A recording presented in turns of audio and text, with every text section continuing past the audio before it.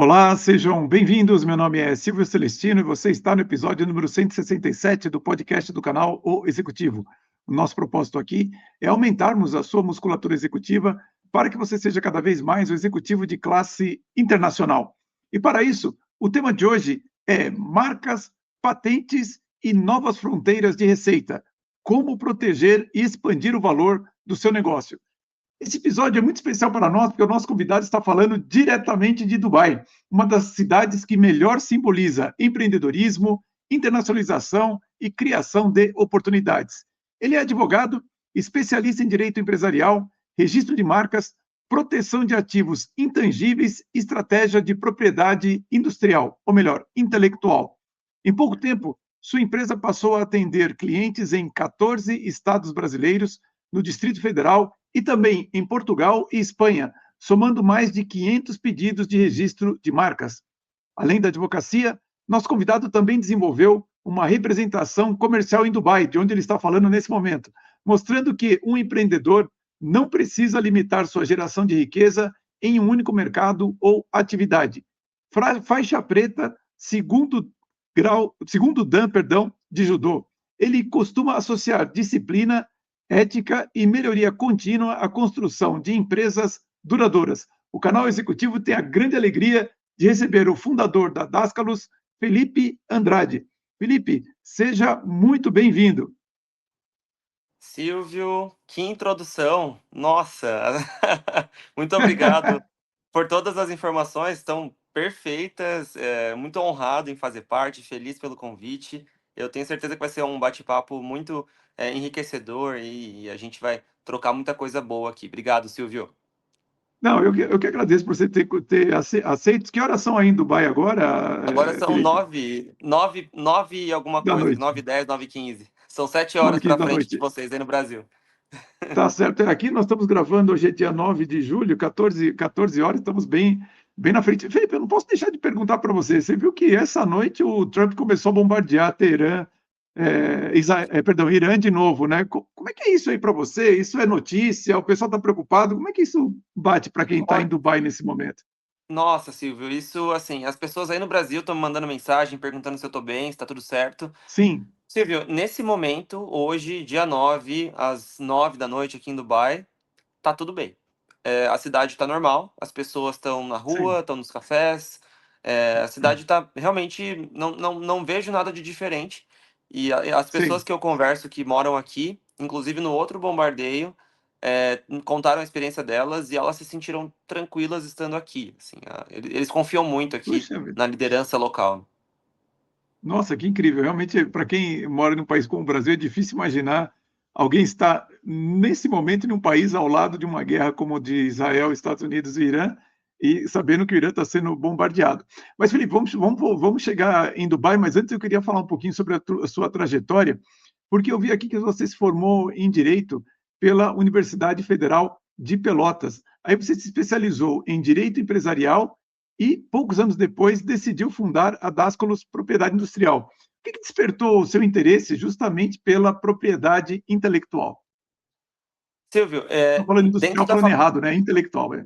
É que tem uma confusão, porque tem o macro e o micro, né, e o próprio INPI, que é Sim, o órgão dos registros, é o Instituto Nacional da Propriedade Industrial, mas isso, a exatamente. É. área mais específica é a propriedade intelectual, mas tá tudo no mesmo pacote, tá tudo certo.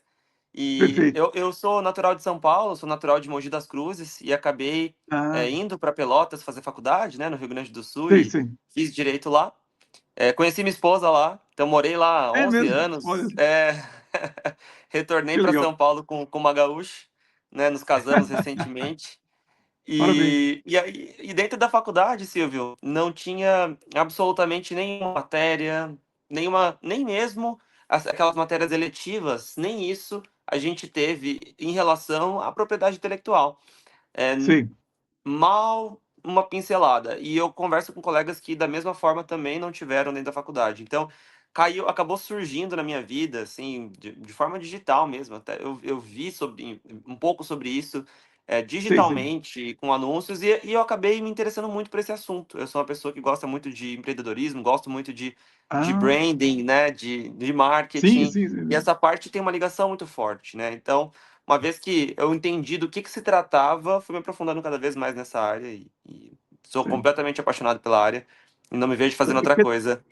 dizer, primeiro você realmente, vamos dizer assim, se apaixonou pela área e depois que você viu que era realmente uma boa oportunidade de negócio, foi isso? Eu acredito que foi junto, Silvio. Eu acredito que no Foi momento junto. que Ah, tá. foi junto, eu percebi que era uma excelente oportunidade de negócio, ao mesmo tempo que eu já entendi o quanto aquilo era muito interessante, o quanto fazia muito sentido para mim. No final das Uhum. contas, todo mundo tem marca, né? As É verdade. empresas todas precisam. E as pessoas físicas também, até o ramo da música, né? As bandas também precisam. Então, eu Verdade, comecei a verdade. entender o tamanho desse mercado e as oportunidades, né? Pela a baixa, a baixa quantidade de pessoas que sabem o quanto isso é importante. Então, automaticamente as É duas coisas verdade. se juntaram e a oportunidade está aí. Felipe, você tem toda a razão. Eu tive negócio na área de computação nas décadas de 90, 80 e 90, e depois vim para essa área de desenvolvimento de executivos a partir de 2002, 2004, mais ou menos. E os meus sócios, com os poucos sócios que eu tive, eles tinham dificuldade de entender a importância do registro da marca. Eu que era o cara que ia atrás, falando, nós temos que registrar essa marca, temos que fazer isso aqui, porque de fato é importante, você tem razão, as pessoas no Brasil têm dificuldade de compreender a importância de você ter a marca registrada, né? É cultural, Silvio. E você disse Sim, que passou por isso há 20 anos atrás, mais ou menos, né? sim, Talvez até um pouco mais. E mais, é. até hoje, mais, né? 30 talvez. É, é, Até hoje, o mercado não evoluiu muito nesse sentido. A grande maioria incrível. dos empresários, empresas grandes, empresas com faturamentos realmente na casa aí de alguns milhões, algumas centenas de milhões. Eu acabei de fechar contrato com uma empresa que fatura na casa das centenas de milhões e eles não Uhum, tinham realmente olhado para isso. Então eles estavam precisando uhum. de muita assessoria nessa parte em relação aos registros. Nossa, Então, não são só os pequenos e ao mesmo tempo o advogado que cuida de uma área às vezes não cuida dessa, não é especializado nisso. O advogado de direito do trabalho, o advogado de contratos, não vai ser o advogado de propriedade intelectual que vai olhar de ah, forma técnica e precisa para essa área, né? Então, o nosso é desafio verdade. segue sendo a conscientização do empreendedor brasileiro do quanto isso é importante e do quanto isso pode ser um ativo, né, para a empresa dele. E espero que um episódio como esse seja bem educativo para todos que estão ouvindo. Aliás, eu vou aproveitar, como eu gosto muito de negócio, não poderia de ajudar, inclusive, a Ana Maria Nubier, que é minha esposa, ela tem uma newsletter que chama Brands Letter. Ela fala sobre marca, exatamente. Então, você que está nos ouvindo, e você também, Felipe, por favor, fica o convite para acompanhar tanto no LinkedIn ou no Substack, assinar a Brands Letter, porque realmente ela fala muito bem a respeito de marcas. E acho que, tanto na questão do posicionamento da marca, mas você proteger a marca assim, é fundamental para que você realmente tenha a gestão das suas marcas de maneira apropriada. E uma curiosidade, Felipe, você chegou a trabalhar em um grande escritório de advocacia ou você já começou a sua carreira empreendendo? Eu saí da faculdade, busquei entrar em algum grande escritório, eu sentia que talvez fosse o melhor caminho. Queria ter essa Sim. vivência de um grande escritório, como, embora eu sou de uma cidade muito próxima de São Paulo, eu me formei numa cidade que não é tão grande, não é uma cidade de Uhum. grandes escritórios. Então, eu gostaria de voltar para São Ah, sim. Paulo, carreira, né, tradicional, entrar num grande escritório. Nunca pensei em concurso, embora meu irmão é concursado do TJ, mas eu nunca Ah, pensei não em diga. concurso. Ele trabalha no cartório do Fórum de Bertioga, no litoral de São Paulo. Sei, sei, sei. E a minha mãe é concursada, professora também da Prefeitura de São Paulo, mas Olha eu só. nunca mesmo pensei em algo relacionado à área de concurso, né? Você tem muitos executivos aqui assistindo, Silvia, seu público, e eu tenho certeza que todos eles, falou concurso, chega a dar uma coisa neles, assim, É. quem acaba indo por esse caminho realmente não tem o perfil, né? E é isso, tá tudo bem, cada um no seu perfil. Tem. Mas É. acabou que, enfim, eu acabei saindo da faculdade, gostando muito da área também. E eu acho que eu entrei nessa parte do concurso e até me perdi, Silvio. Você pode retomar a pergunta, por gentileza? Não, é que eu perguntei para você se você tinha trabalhado como empregado em algum lugar ou não, você já entrou direto Verdade. como empreendedor. E aí tentei entrar nesses grandes escritórios, não consegui, não tive sucesso em conseguir entrar nesses grandes escritórios. E acabei, por mim mesmo, abrindo meu próprio escritório depois de formado, Sim. recém-formado. Eu busquei isso por alguns Uhum. meses, vi que não ia dar certo e abri meu próprio escritório. E em poucos anos a gente conseguiu, aí, com muito esforço, atingir esses números que eu me orgulho muito que você trouxe aí no início, né? Essa presença em Sim, Portugal e na sim. Espanha, nesses 14 estados do Brasil, através do escritório próprio, e que para mim foi maravilhoso, Silvio, porque eu gosto muito da liberdade de poder fazer as Sim, coisas da sim. forma que a gente acredita. Então, foi direto, assim, sem passar por grandes escritórios. Não, sem dúvida. E realmente essa é a grande, energia, né, de quem faz um empreendimento sozinho, assim, ou procura, logo de cara ter uma liberdade, né, na sua carreira. Eu trabalhei 12 anos numa empresa, mas depois realmente eu sempre tive a ideia de empreender. Achei interessante você falar que quem não gosta de concurso, minha mãe ainda queria que eu fizesse concurso no Banco do Brasil. Mas Olha aí, realmente, assim, eu acho que eu cheguei a prestar algum concurso, mas eu nem lembro do quê, eu não lembro se era Banco do Brasil, alguma coisa, falei: "Nossa, isso aqui realmente não é para mim". não era. Respeito quem faz Eu e quem também, realmente claro. tem a É chama, tudo, essencial. mas não não Uhum. não é para mim realmente, para esse tipo de coisa. E quais foram os principais desafios no começo? Como é que você fez, assim, sem experiência empreendedora, alguém te orientou, como é que foi isso? O estágio que eu fiz na faculdade foi em um escritório de advocacia pequeno. Então, não estagiei. Eu Ah, nem tá. mesmo estagiei em varas públicas, em varas, né, judiciais, enfim, né, para órgãos públicos. Eu tinha muitos Sei, colegas sei, da sei, sei. faculdade, 80% da minha sala, eu acredito que perguntavam o que eles queriam concurso. E muita gente fez, estágio em órgãos públicos, né? Eu nunca fiz. Então, desde o início eu já estava mais voltado para essa área privada. E os desafios em relação a isso, no final das contas, se resume muito à inexperiência em adquirir a aquisição de clientes e, ao mesmo tempo, em como Sim, gerir as coisas, né? Acho que é um grande desafio para advogados, inclusive, né? A gente não sabe nada de gestão. A gente tem que aprender gestão depois que se é forma, porque a verdade, gente não vê absolutamente nada de gestão na faculdade, a gente aprende direito. Então, eu é acredito verdade, é que verdade. a gestão, né, como funciona uma empresa, como que são os setores de uma empresa, junto com a aquisição de clientes, são os desafios do início. Mas eu comecei a empreender e eu tive essa oportunidade, Silvio, de empreender no digital logo de início, né? Então, o Ah, sei. posicionamento digital foi o que alavancou bastante o início da carreira. É, eu acho que realmente esse é o maior problema que nós enfrentamos nas universidades, porque, vamos supor, se você faz engenharia, direito ou medicina, você não tem nada a respeito de liderança de pessoas, gestão de empreendimento e tudo mais. E, no entanto, às Exato. vezes você é engenheiro, quer ter uma empresa de engenharia, o médico quer ter sua clínica, o advogado quer ter seu próprio escritório, e você não tem a menor ideia das questões comerciais, gestão de pessoas, pagamento de tributos. Você vê, eu fiz administração de empresas, tinha, como é que fala, finanças, uma série de coisa. Quando eu comecei a empreender, eu vi que eu não sabia emitir uma nota fiscal. Eu falei: "Nossa, ninguém ensina isso nas escolas", é uma coisa Falta absurda praticidade, né? realmente. Não, é uma coisa absurda. E eu peguei justamente a época da reserva de mercado de informática aqui no Brasil, então era uma coisa maluca, Felipe, porque você ia faturar um computador, você tinha tributos diferenciados para o teclado, para o monitor, para o mouse, então era um negócio, Nossa. assim, alucinante. E eu tenho pena da minha contadora à época, porque ela tentava me explicar e eu tinha uma cabeça muito lógica, e eu não entendia que o tributo não era lógico, era uma lei ali, e era daquele jeito, ponto e acabou. E eu tentava descobrir Não, qual que era a lógica daquilo. Então eu ficava ia doido ficar e eu não maluco. entendia nada. Não tinha como, Perfeito. não tinha como. Não, mas, até falando sobre as dificuldades dos empresários, né, que você trabalha com eles, né, qual que é o maior erro que os empresários cometem em relação às suas marcas, Felipe? Nossa, essa direto ao ponto, hein, Silvio? É. Olha, vo no final das contas, o pior erro é não olhar para isso. É simples, não olhar Hum, para isso, porque ele pode ser na se eu disser um ponto específico, ele também serve, na verdade ele não serviria para um outro ponto. Eu exemplifico.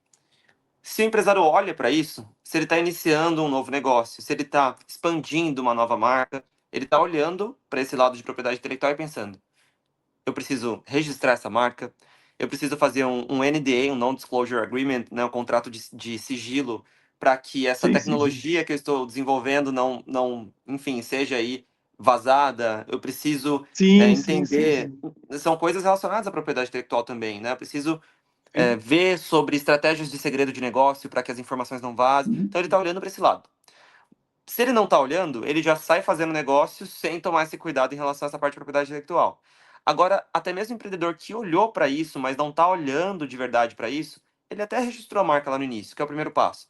mas ele não faz uma gestão desse ativo que ele adquiriu. Então a marca dura 10 anos. Nesses 10 anos, quem está olhando para se essa marca está sendo usada de forma irregular por um concorrente, que pode estar queimando essa Ah, marca e respingando na marca principal, o direito que ele adquiriu durante esses 10 anos, ele está tomando atitude contra pessoas que estão usando indevidamente, ele fez um sim. rebranding, aí a área da sua esposa. Quando faz um rebranding, é extremamente necessário e importante, inclusive sobre pena da marca ser perdida, que a pessoa entre de novo com esse pedido de registro de marca. Ele está lançando Sim. novos SKUs, ele precisa entrar com esses pedidos de registro se são novas marcas também. Setor de Ah, P&D, tá com um braço de propriedade intelectual dentro da empresa ou estão lidando sozinho? Ou o marketing interno, o pessoal das marcas interno da empresa ou terceirizado, eles têm um braço de propriedade intelectual? Então, uhum. olhar para essa área de propriedade intelectual é a grande diferença. É um erro não olhar, é isso.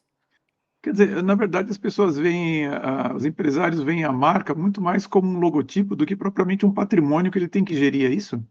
Exato, não só um patrimônio, mas um ativo que, inclusive, Um pode ativo, sim. trazer Uhum. lucro, pode trazer possibilidade de, numa situação, por exemplo, de venda, de M&A, quem está Sim. comprando, quem está adquirindo, quem está fazendo a fusão, vai olhar para a parte de propriedade intelectual, que muitas vezes, Silvio, é o que mais tem valor na empresa inteira.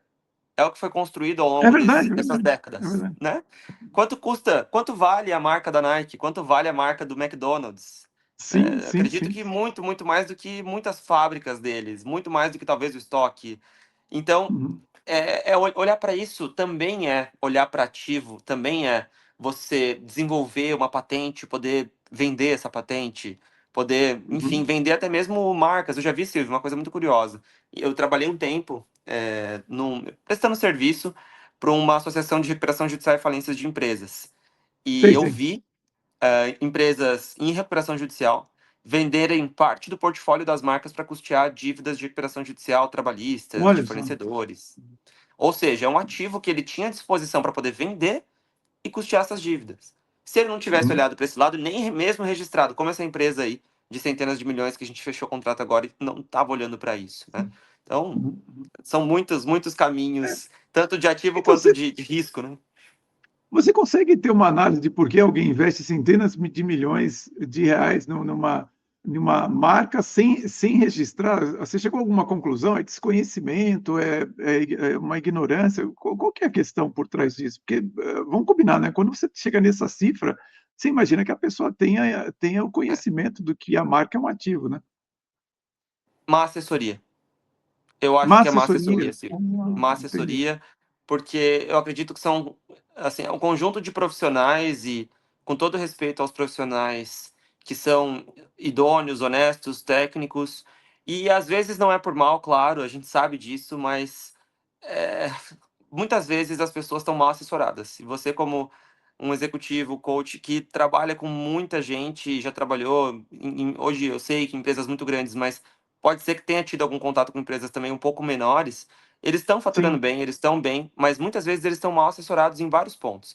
sim, Eles sim. sabem ganhar dinheiro, mas eles estão mal assessorados em pontos técnicos, ainda mais de uma área que não é muito falada. Então acredito que é a explicação é a conclusão que eu tenho em relação a isso. Não, mas isso faz muito sentido, porque o tipo de trabalho que eu faço, Felipe, ele tem uma característica que a pessoa pode comprar um processo de coaching hoje, amanhã, daqui a um ano, daqui a 10 anos, ou simplesmente nunca ter um coach na sua vida.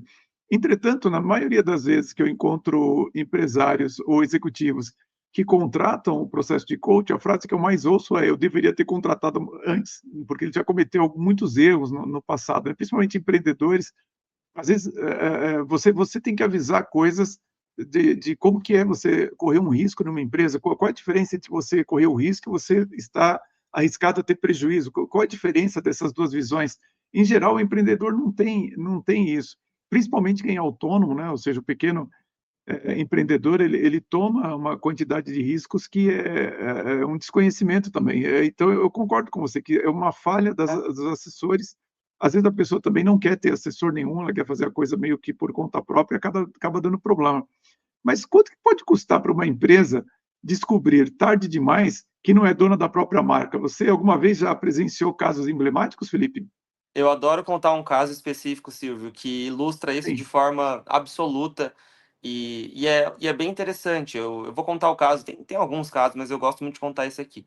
Que é de uma pequena empreendedora, né? Você estava falando agora sobre os pequenos, os autônomos, né? Só sim, que ela se sim, tornou uma grande empreendedora. Ela começou com uma loja vendendo bolos e doces, com uma franquia. Na verdade, uma sim, franquia sim, não, né? Uma única unidade no interior de São Paulo, na cidade de Salto, em 97. sim, A loja se chamava Sensações Doces. A dona Cleusa, fundadora, começou a vender esses produtos, vender esses doces, esses sim, bolos, sim. só que deu muito certo. Os clientes começaram a chegar na loja dela e dizer: Dona Cleusa, a senhora já pensou em entrar no modelo de franquias? Eu vejo muita possibilidade, eu vejo como uma grande oportunidade e com bons olhos. E ela resolveu entrar nesse modelo de franquias, começou a vender essas franquias, vendeu uma, vendeu duas, vendeu 10, Sim, sim. 20. Chegou um momento que ela tinha mais de 70 franquias, e aí ela tentou olhar para esse lado da propriedade intelectual, olhar para o lado do registro de marca mesmo. E Sim, não sim. conseguiu registrar a marca de Sensações, porque já existiu uma outra marca da Nestlé registrada como Sensação, bombom de chocolate morango Sensação desde a década Bombom de de chocolate, 50. sim, é. Sim, eu lembro Então, quando surgiu esse Sensações, bombom. Sensação, Não doce, pode. doce, né? Mesmos setores, sim, um bombom clássico, né? E ela já tinha mais de 70 unidades e não pôde Nossa, registrar a marca. E aí, em termos de custos para ela, né, ela foi obrigada a trocar todas essas unidades e ela, como franqueadora, teve que assumir os custos de todos os franqueados, porque no final das contas claro. eles acreditavam que a marca era dela, mas ainda não era. E nisso ela foi obrigada a Nossa. trocar fachada, uniforme de funcionários, embalagens de Putz. produtos de 70 lojas, custou mais de 3 milhões de reais, e quase a falência do negócio dela, e quase que a marca realmente deixou de existir. Ela já estava impactando 70 empresários, né? E depois Nossa, disso, que ela coisa. deu a volta por cima, rebatizou a marca, como homenagem aos Uhum. filhos dela, que se chamam Sofia e Diego. Por isso a marca se tornou Sodier, uma franquia de bolos e Sodier. de doces. É um nome bonito até. É um nome bonito, bem melhor que Sensações. E hoje em dia, a Sodier, Silvio, é a maior franquia de bolos doces do Brasil. Eles têm mais de 340 lojas aqui no Brasil e tem duas Aham. lojas nos Estados Unidos. Mas Olha quase só. faliram por conta desse detalhe, né? Uma pequena empreendedora. O que aconteceu com ela no final das contas? Foi mal assessorada lá no início. A pessoa que abriu a empresa dela não Sim, falou que sim, era sim. importante. Quem fez o contrato de franquia não falou que era importante. O designer que criou a marca não tinha um braço de propriedade intelectual no estúdio e também, né, não olhou para isso junto com Nossa. ela. Mas é uma história de final feliz. A Nestlé é a fornecedora homologada dela hoje em dia e ela é a maior franquia do Brasil, né? Você sabe que é interessante isso que você está falando, né? Porque, de fato, né, eh, quem faz o designer, né, deveria ser a pessoa mais interessada, assim, de, eh, de realmente indicar para a pessoa, né, ou orientar a pessoa de que, olha, eu estou te fazendo uma marca aqui, mas você precisa registrar. Não adianta eu desenhar para você aqui e você não Exatamente. registrar.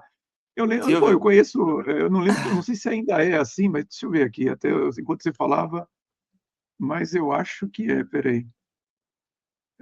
Eu não quero falar errado aqui. É isso mesmo.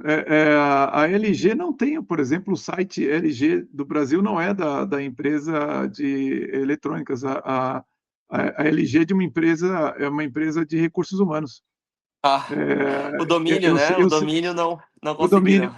Eu sei porque a LG, chegou a publicar meu blog durante um certo tempo.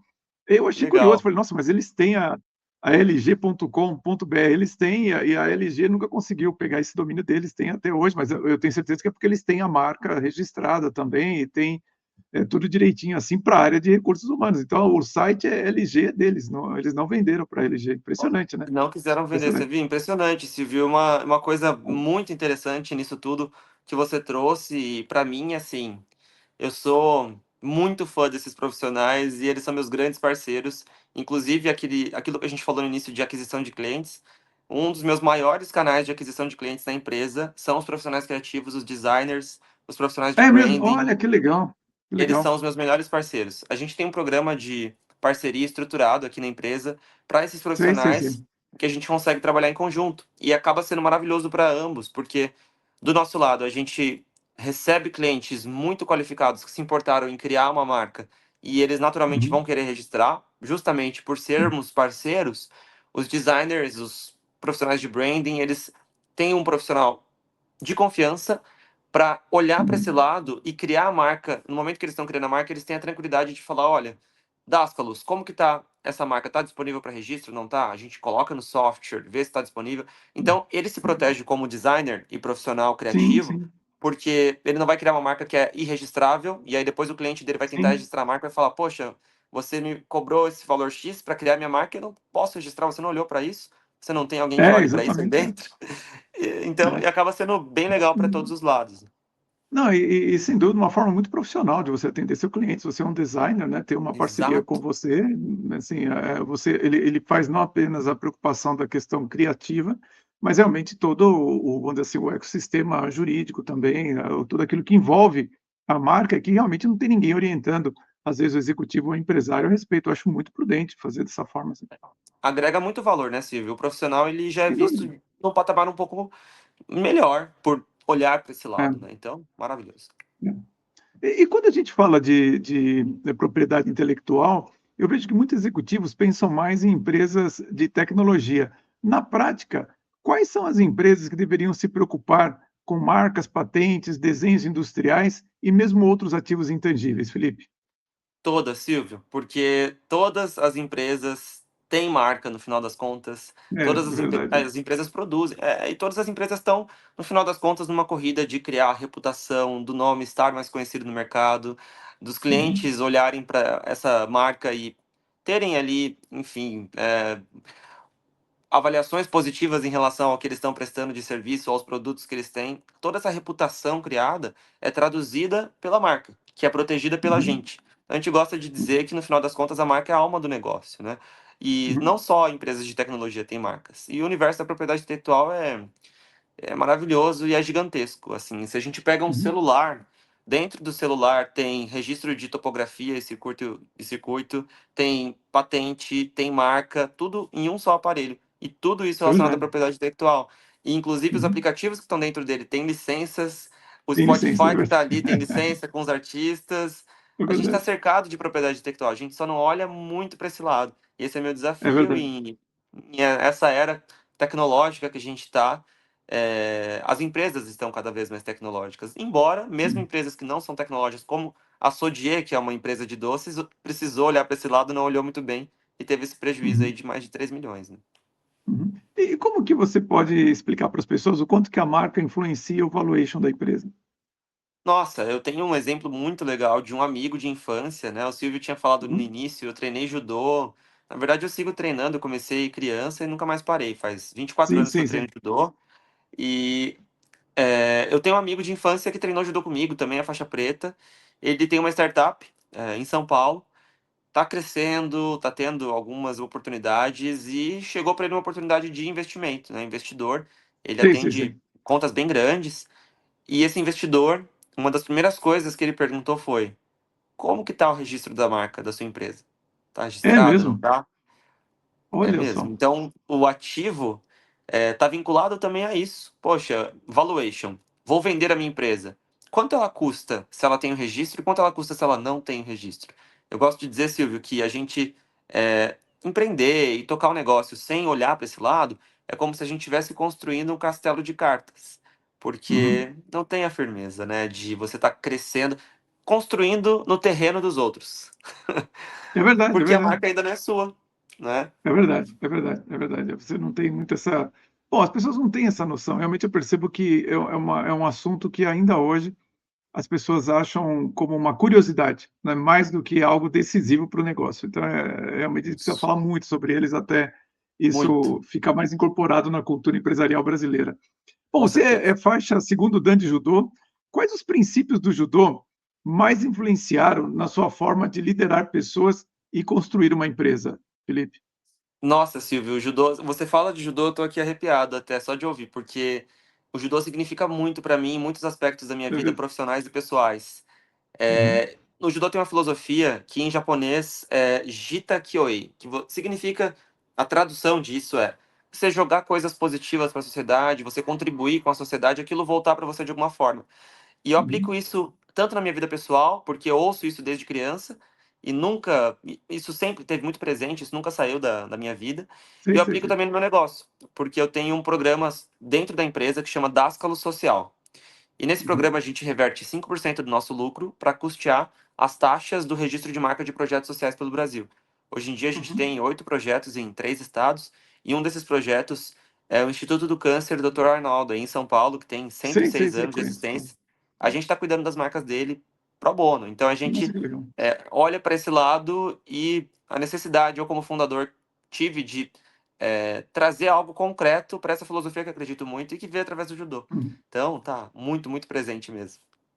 E quando você pensa a sua liderança, como que você pensa a liderança executiva? Como que é o seu estilo de liderança, Felipe? Silvio, eu acredito muito na liderança, por exemplo. Eu acredito muito Uhum, que é possível, sim, criar um ambiente saudável e produtivo para as pessoas que trabalham comigo. Então, eu olho muito para uhum, isso.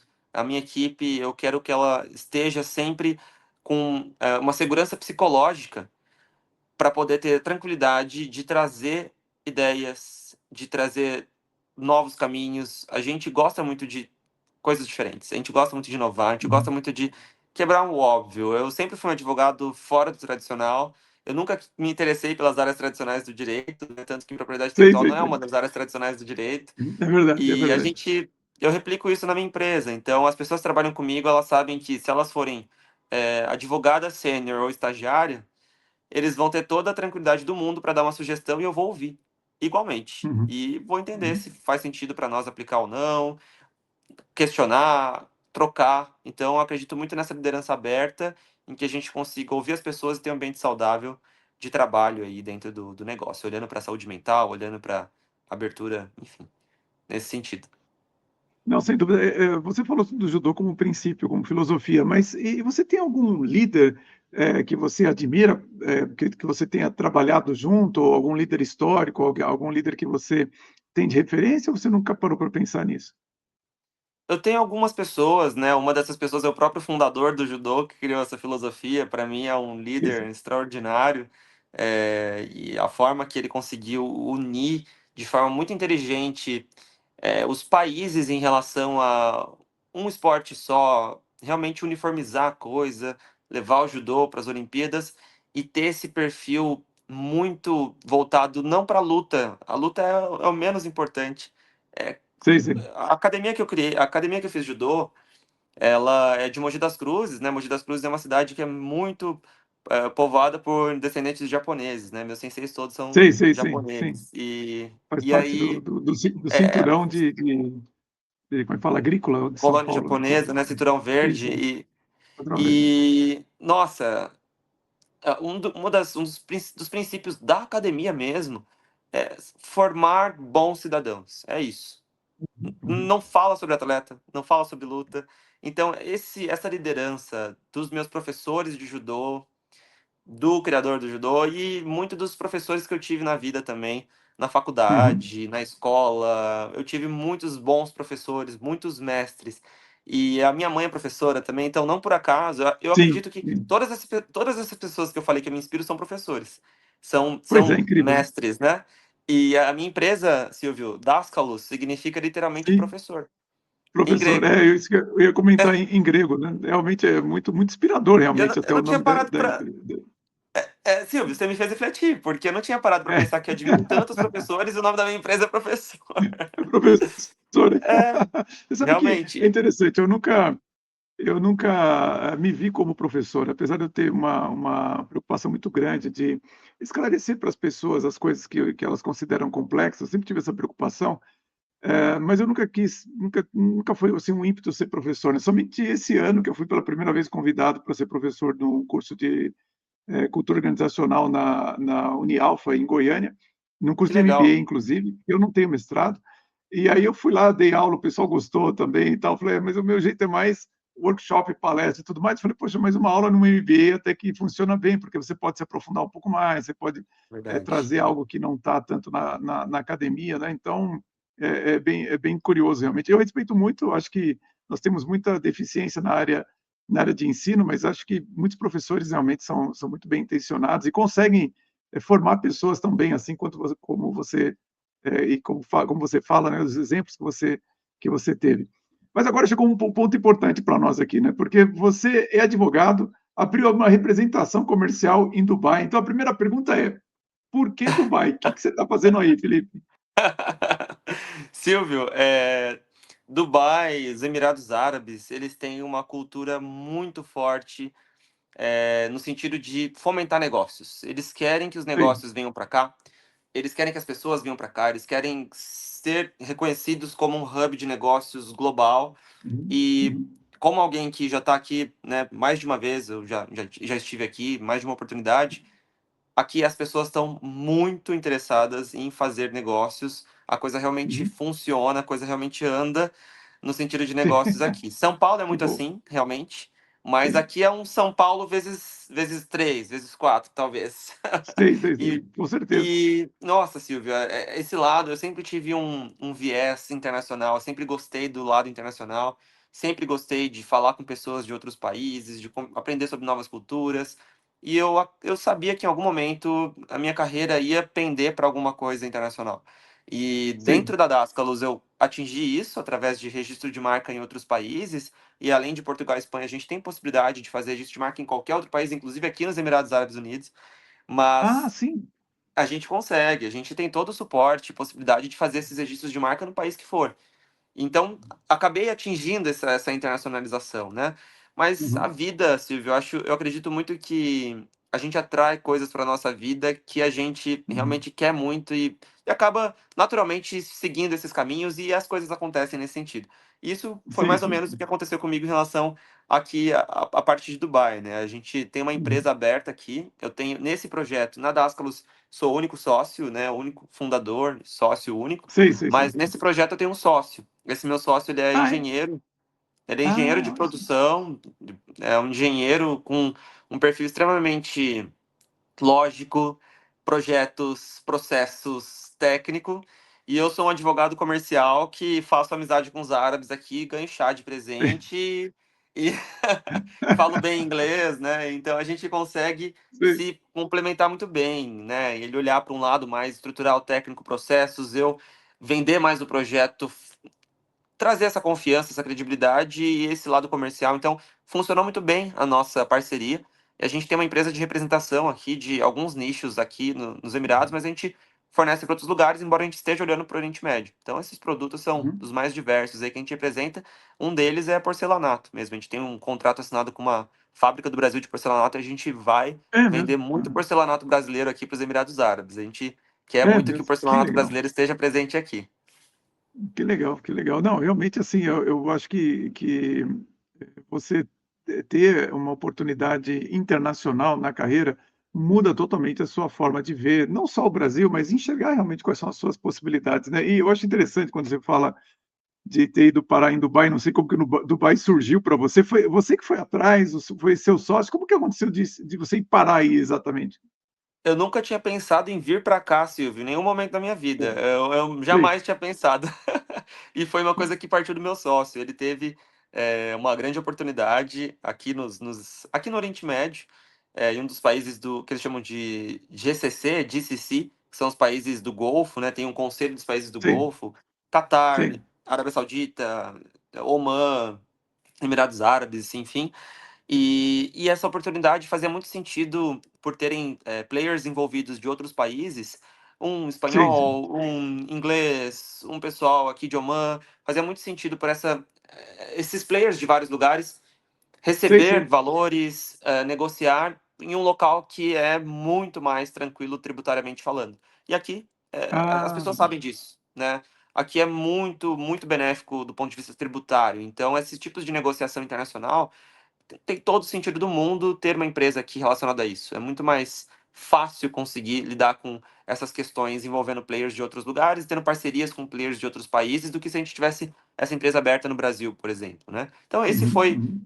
no final das contas, esse meu sócio já tinha um amigo que já tinha feito isso, já tinha aberto conta bancária aqui, etc., aqui nos Emirados Árabes, e ele resolveu dar uma chance e abriu essa empresa aqui, me chamou, nos tornamos sócios e estamos aí pela segunda vez aqui nos Emirados e, enfim, né? Temos que voltar agora de 6 em 6 meses, então já por conta do É, você falou Emirates para mim, ID, que é um visto de residência, né? A gente é residente aqui, embora a gente resida no Brasil, somos considerados sei. residentes aqui nos Emirados.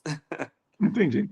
E você tendo essa vivência aí, qual é o conhecimento que você acha que um empreendedor, um executivo brasileiro pode adquirir vivenciando esse ecossistema? em Dubai?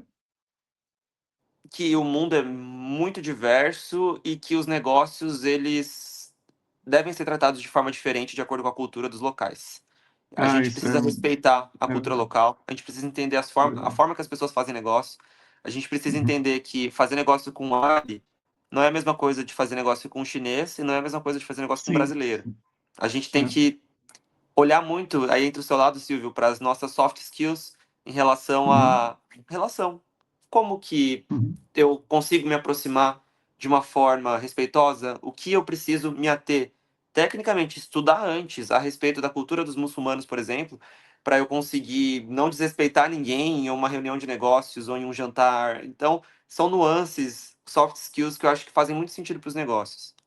Não, sem dúvida, sem dúvida. Eu penso que o brasileiro, a cultura brasileira, né, ela tem o mesmo problema que a cultura americana, que é o fato de que se você está no meio do Brasil, no meio dos Estados Unidos, você consegue viajar 1.000 quilômetros em qualquer direção e você continua falando português, continua no mesmo país. Então você tem É, dificuldade de compreender o que é uma outra cultura, porque em geral estão muito distantes de você. E a cultura que você conhece fora da sua é a cultura do turista que vem te visitar e que tem essa preocupação, às vezes, que você está dizendo, de respeitar a sua cultura, então é tudo muito amistoso, muito agradável. Mas quando você sai realmente e você está lá aí como um homem de negócios, realmente fazendo as coisas acontecerem, é diferente, porque existe toda uma etiqueta também, a comunicação exato. é diferente, aquilo que aqui é normal, em outros lugares pode ser ofensivo e vice-versa, então a gente precisa aprender realmente a conhecer tudo isso. Eu acho interessante você falar de Dubai, porque eu também sempre quis ter uma experiência executiva internacional, mas quando você eu estudei administração, estudei tecnologia e tudo, você imagina que você vai parar nos Estados Unidos, ou em Nova York, ou em Londres, né, na Europa, alguma coisa assim. E a minha primeira Exato. experiência internacional foi em Angola. A primeira vez que Olha eu dei um só, workshop fora do país foi em Angola, que em legal. Luanda, né? E eu estava lá e tal, e aprendi muito também de cultura local. E é interessante porque, apesar deles falarem português, é um outro país, é totalmente diferente. E às vezes o brasileiro ele tem uma certa dificuldade de compreender o fato de que alguém falar português não transforma aquela pessoa em um brasileiro. Então ele não gosta das mesmas coisas. Então a gente tem que aprender até o jeito de falar português diferente porque, sem querer, claro, a gente estava ofendendo a eles, a gente não sabia, porque a gente estava usando, enfim, um jeito, uma construção normal em português abrasileirado, mas para o português de Angola era considerado tanto ofensivo, né? E na Olha volta só. eu acabei querendo marcar essa primeira oportunidade que eu tive fora do Brasil, eu acabei comprando esse relógio aqui. Você vê que o visor dele ele é preto, né? Sério, Silvio? Que Justamente porque foi legal! a primeira experiência que eu tive, né? Fora do Brasil. Então, eu acabei marcando com isso, né? Mas aí depois, claro, pela natureza do meu trabalho, eu acabo tendo clientes meus que estão em países europeus ou na América, ou aqui na América Latina, e realmente eu acho que é importante essa vivência. Hoje, eu já com mais anos de vida, aí eu estou preocupado muito com o Brasil, né? Eu estou procurando concentrar muito os meus esforços aqui de colaborar muito com o país, mas realmente a experiência internacional ela é fundamental para o desenvolvimento de qualquer executivo. Eu acho que isso é muito importante. E acho que isso é uma coisa mais importante para o nosso público aqui também, que é o fato de que você construiu, você atua na advocacia, mas você construiu uma empresa especializada em propriedade intelectual, mas aí você abriu uma frente de negócio em Dubai. Por que o empreendedor moderno ele deveria pensar em múltiplas fontes de renda, Felipe? Silvio, a gente sabe como é o mercado, a gente sabe que muitas coisas acabam sendo decididas em espaços que a gente não tem poder de decisão e é É aquilo, verdade. né? Não dá para colocar todos os ovos na mesma cesta. É um clichê, é clássico, mas é verdade. E a partir do momento que a gente tem um negócio e aquele negócio não está indo muito bem, a gente sabe como é a montanha-russa de empreender, a gente sabe como tem que ter estômago para empreender, ainda mais no Brasil. É muito Sim, sim, importante que a gente tenha outras fontes de renda e, se possível, que seja assim em outros lugares, porque a gente não vai estar refém de um local só, de uma forma até mesmo geopolítica, de sim, sim, sim, situações sim. em que, se a gente tem o mesmo negócio, talvez no mesmo país, ou se o nosso negócio não tem a possibilidade de ser internacionalizado, a gente está aqui refém somente desse local. Então, É eu verdade. acredito que ter essa fonte de renda diversificada envolvendo outros países faz muito sentido para ter uma tranquilidade de saber que, poxa, eu tenho outra frente. Aqui não tá legal, eu tenho aqui, é meio óbvio. mas acaba sendo uma coisa bem interessante nesse sentido, nessa tranquilidade enfim, né, saber que a gente não está refém de um lugar só, que existem possibilidades em Sim, outros sim, sim. lugares também, né. Não, eu acho isso fundamental, assim, e isso é um conceito difícil de explicar para a maioria dos empresários, dos executivos, porque eles têm uma preocupação muito de foco, né, só: "Não, eu tenho que manter o foco no meu Exato. negócio". Então, como que você faz para gerenciar o foco no seu negócio principal de propriedade intelectual e a representação comercial em Dubai, Felipe? Você dividiu sua Se agenda, como é que é isso? Nossa, esse é um você fez uma pergunta que eu acho que as pessoas vão se identificar, porque eu ainda não aprendi, eu ainda tô superando isso. É verdade. Silvio, eu tenho isso do foco. Eu sou muito focado, muito determinado. Eu pego uma coisa para fazer, eu quero fazer aquilo muito bem feito até o fim. Eu comecei o judô com 6 anos sozinho, na verdade sozinho não, com meu irmão e Sim, com meu primo. O meu sei, irmão ficou sei. mais um pouquinho, saiu. Meu primo ficou um pouco mais, saiu. Eu tô aqui há quase Sim, 25 anos fazendo. sei. Então, eu tenho esse perfil de seguir as coisas e eu acredito que, se eu for dizer de forma muito prática o que está possibilitando fazer isso, e eu aprendi, inclusive na última viagem, quanto mais a sua equipe está independente, quanto mais você confia no potencial da sua equipe, treina a sua equipe, que é o que todo executivo quer e todo empresário quer também. Conseguir fazer com que o seu negócio rode sozinho para que você tenha tempo de fazer outras coisas, para que você seja a Uhum. cara do seu negócio em outros lugares, né? Tá tendo uma tendência muito grande agora nisso, né? Em ter um rosto, Sim, né? As sim, empresas sim. terem um rosto.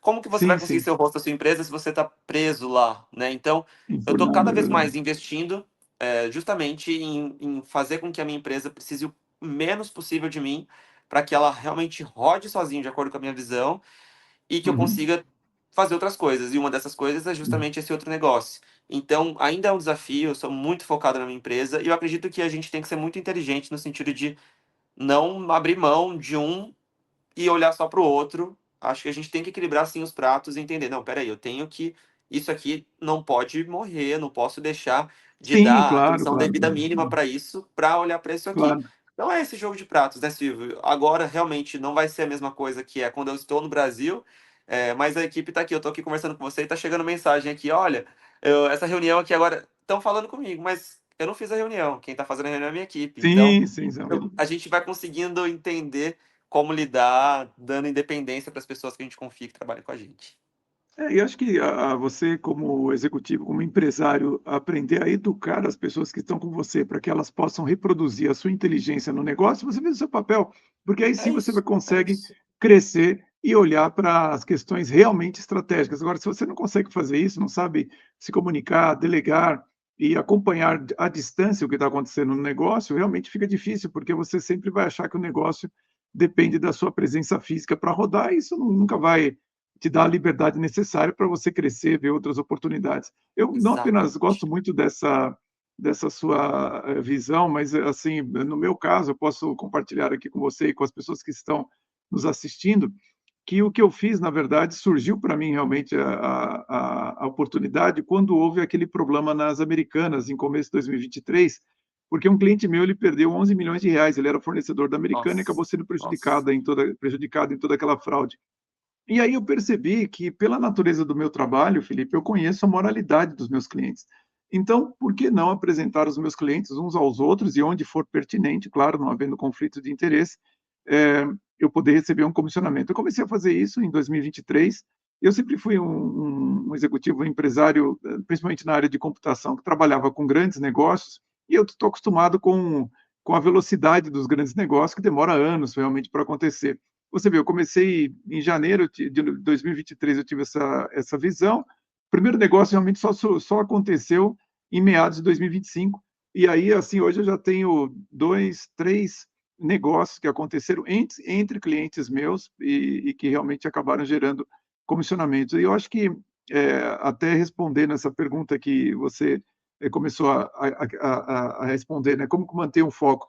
Eu acho que sempre que possível, quando você consegue fazer com que o seu negócio naturalmente gere uma segunda forma, né, de você vender, é a melhor forma de você não perder o negócio. É claro que, no seu caso, são Exato. dois negócios muito diferentes, né, ou são diferentes, essencialmente, mas você tem um sócio e tal, e o que você faz de propriedade intelectual dá para você fazer online também, então é possível você Sim, gerir à distância. Mas o que eu quero dizer com isso é que, por exemplo, eu não saio por aí, vamos dizer assim, como se fosse como é que chama aquilo? Caixeiro viajante, né, que abre o seu paletó e fala: "Olha, eu tenho tudo isso aqui para te oferecer". Não, eu vou conversando com os meus clientes e naturalmente vou vendo é se isso. se vejo uma oportunidade ou outra, e acaba, progredindo, então aí sai os negócios. Eu acho que isso é uma forma, importantíssima dos executivos e empresários pensarem, que é ter uma segunda fonte de renda, várias fontes de renda, como você colocou.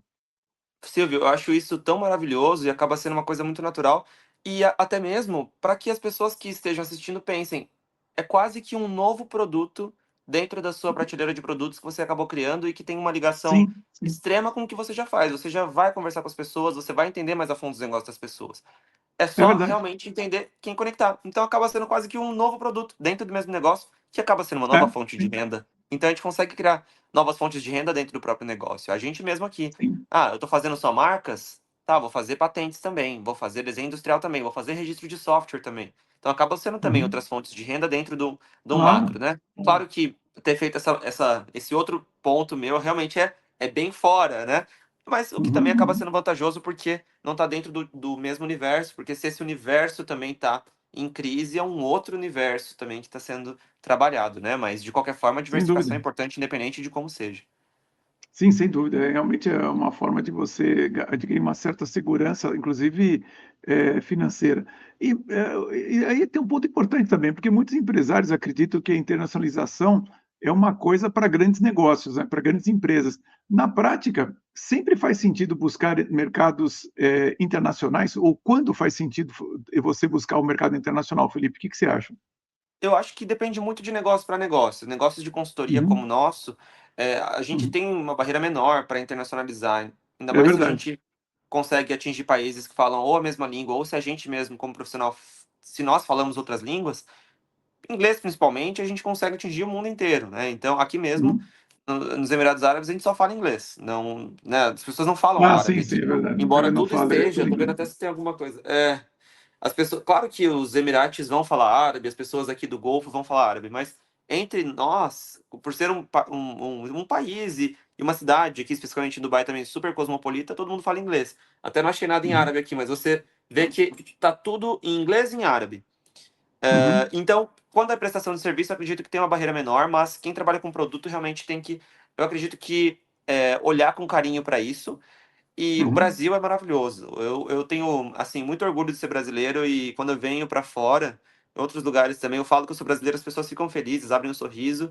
E uhum. claro que tem muitas vezes que as pessoas também falam, né, enfim, né, de situações que não são muito agradáveis também em relação ao Brasil. E tá tudo certo, os países não são perfeitos, mas eu acho que o Brasil ele está cada vez mais bem visto. E em termos de negócios internacionais, a gente tem sim credibilidade internacional para sentar na mesa Sim, sim, sim. e conseguir conversar, né? A gente tem diplomatas maravilhosos no Brasil que se comunicam muito bem. Então a gente consegue fazer negócios internacionais a partir do momento que a gente tem a maturidade suficiente para entender que o nosso negócio está precisando disso do ponto de vista de seja de consultoria ou de produtos, mas eu acredito que ainda mais para quem lida com produtos que vai envolver exportação, que vai envolver licenças, tributos, logística, pode ser muito interessante olhar, Silvio, para um consultor nessa área e entender esse consultor talvez trazer aí, poxa, você não está no momento de internacionalizar, estudar um pouco mais sobre os mercados, entender onde o Sim, sim, país, sim. que país faz sentido, né? Eu acho que tem que ter sim uma Uhum. prudência, tem que ter um cuidado com isso, e treinar quem, né? Enfim, empresários aí, acredito que a grande maioria tenha esse lado, mas se possível ajuda muito mesmo, né? Ter um inglês fluente aí para comunicação com esses outros Ah, sim, sim. países.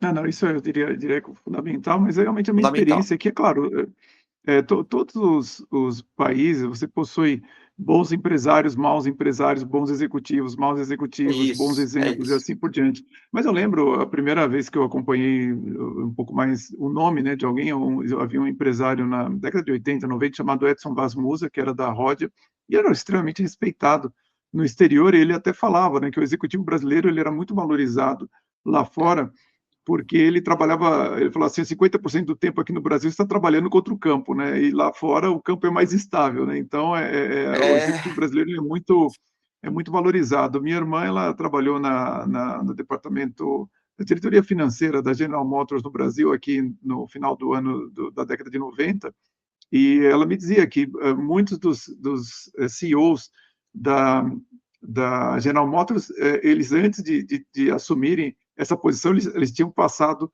aqui pelo Brasil, porque o Brasil realmente é um olha, país com muitas dificuldades tributárias, enfim, toda essa questão da gestão governamental que a gente sabe que realmente é muito deficiente. Mas isso forma, no final do dia, né, bons administradores, bons é, executores, então, bons executivos, melhor dizendo. Então, assim, a gente tem que saber dar o valor para nós. Às vezes, o fato de a gente ter sim, tantas dificuldades e agruras acaba formando bem o empreendedor, né? Que sem dúvida nenhuma, acaba sendo calejado, né? De ter de enfrentar tantas dificuldades.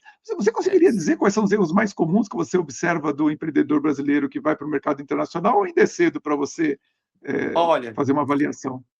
eu sinto que ainda é um pouco cedo para fazer uma avaliação muito completa, mas eu volto a bater no ponto de realmente olhar para a parte cultural. Estudar aquele país que você Ah, sim, pretende sim, estar. sim. Eu acho que é fundamental, independente do negócio. Eu quero ir para a Europa, qual país da Europa? Tá, esse país, qual região dentro desse país? Como que os negócios são feitos lá? Como que essa cidade funciona?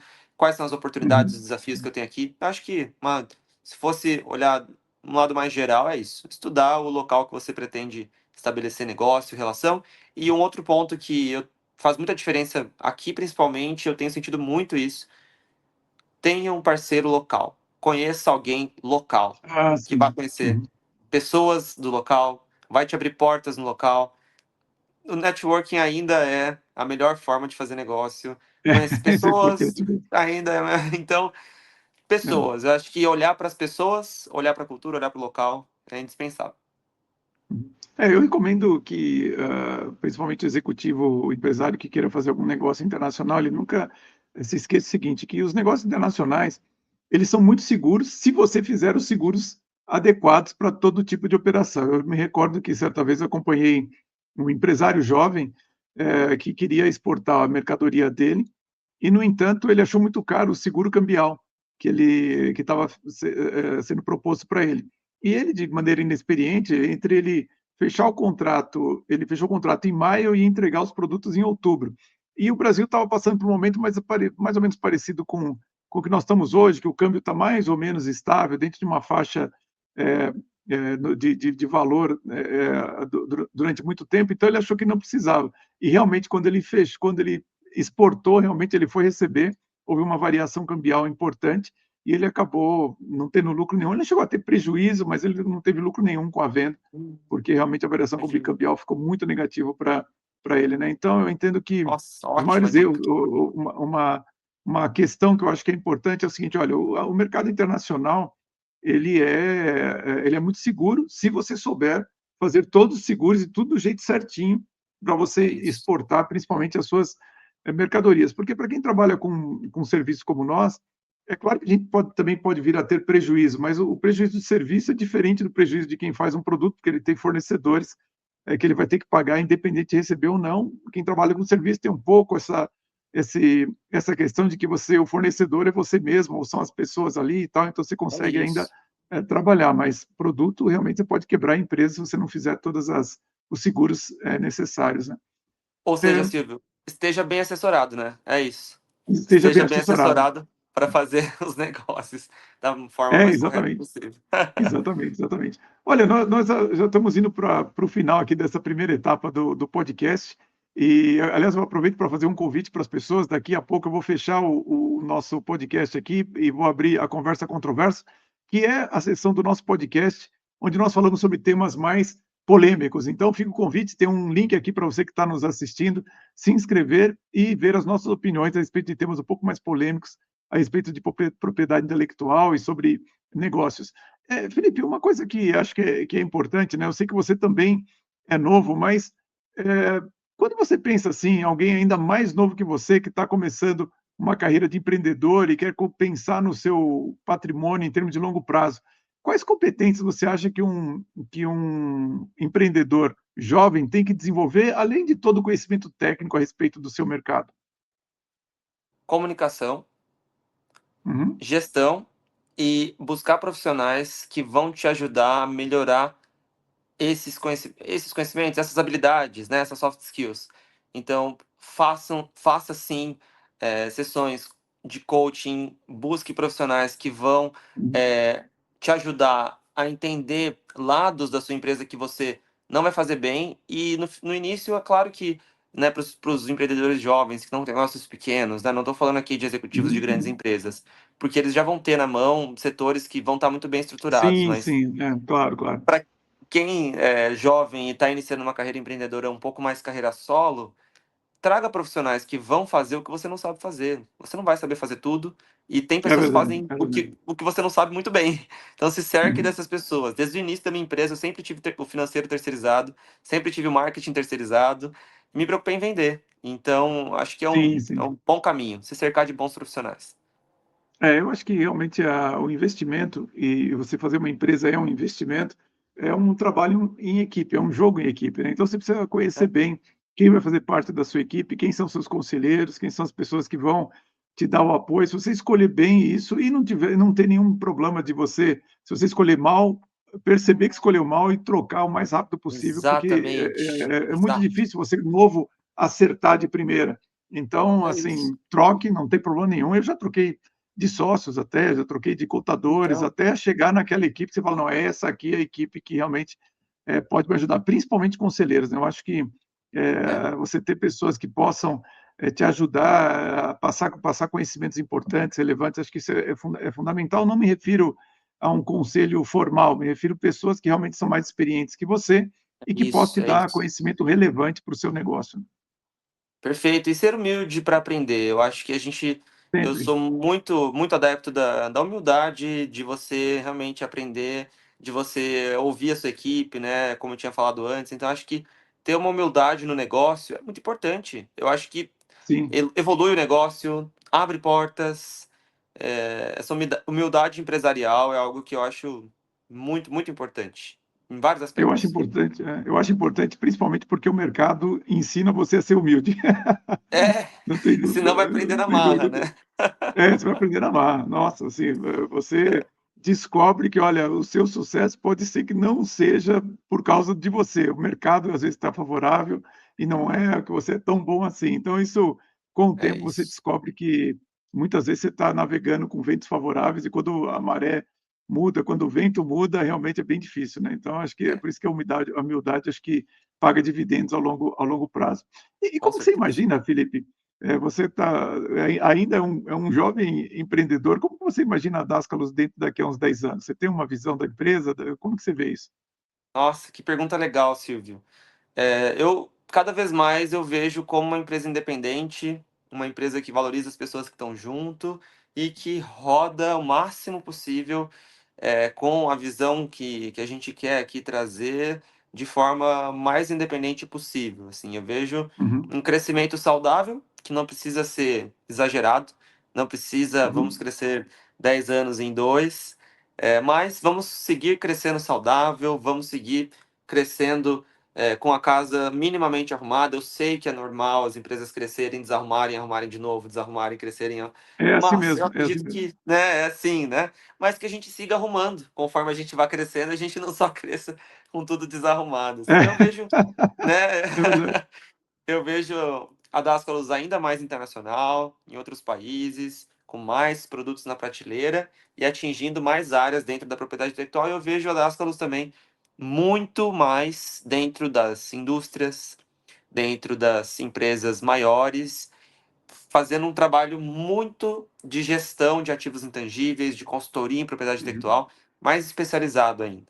Vejo, essa é Entendi. uma visão aí que eu Uma bela gostaria visão. muito e estamos trabalhando para isso. E Felipe, antes de eu fazer a última pergunta para você, antes de começarmos, você falou sobre a possibilidade de você mostrar um pouquinho a cidade à noite aí para nós. Primeiro de Sim, tudo, em que região da cidade você está? eu estou numa região que é o centro, chama Downtown, né? Então, centro mesmo em Ah, sim, inglês. está em downtown, E é sim. perto de um lugar que todo mundo conhece daqui. Eu tô assim, a pé a 5, 8 minutos do Burj Khalifa, né, maior prédio do mundo, Ah, sim. e do Sim, Dubai sim. Mall, do maior shopping do mundo. Então, aqui do lado. A gente vai Olha a só. pé daqui do hotel até esses dois É locais. mesmo. Que Mas legal. a minha janela, infelizmente, não é virada para eles, então a minha janela é virada para um Sei, sei. outro lado, que é um pouquinho mais tranquilo, mas mesmo assim é super bonito.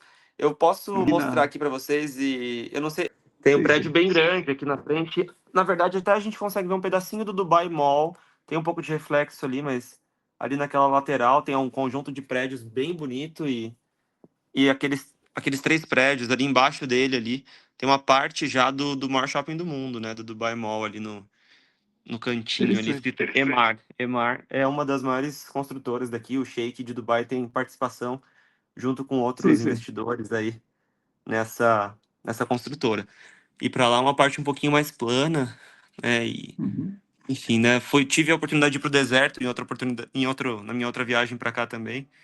E, Sei, sei. enfim, Então, é um então, pouquinho Felipe, de não, muito legal, assim, acho que a gente tem uma visão diferente de Dubai à noite, assim, a gente não tem ideia de como que é o céu, mas dá para ter uma ideia da cidade. A última pergunta que eu tenho para você é como que você enxerga a evolução da propriedade intelectual diante da inteligência artificial e da economia digital? Nossa!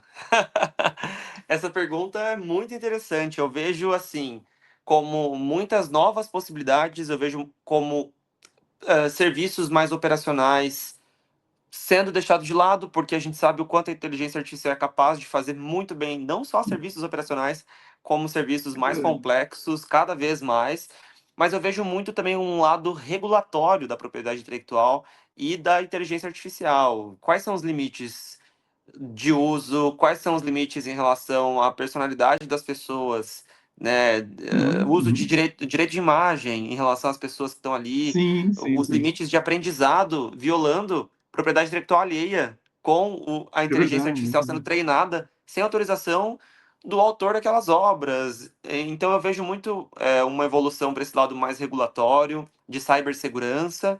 Em relação a negócios digitais, eu quero ver como um mercado mais maduro, eu quero ver como um mercado em que as pessoas olhem mais para esse lado, que é o que a gente conversou bastante, né?